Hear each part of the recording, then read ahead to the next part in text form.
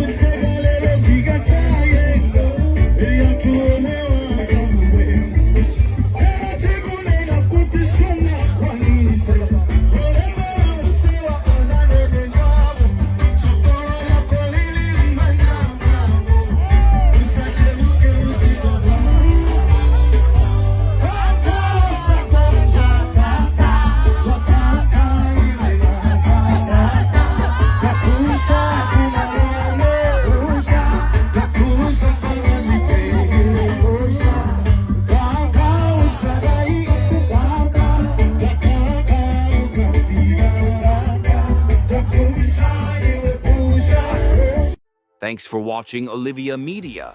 Don't forget to like, share, and subscribe, and we'll see you in the next video.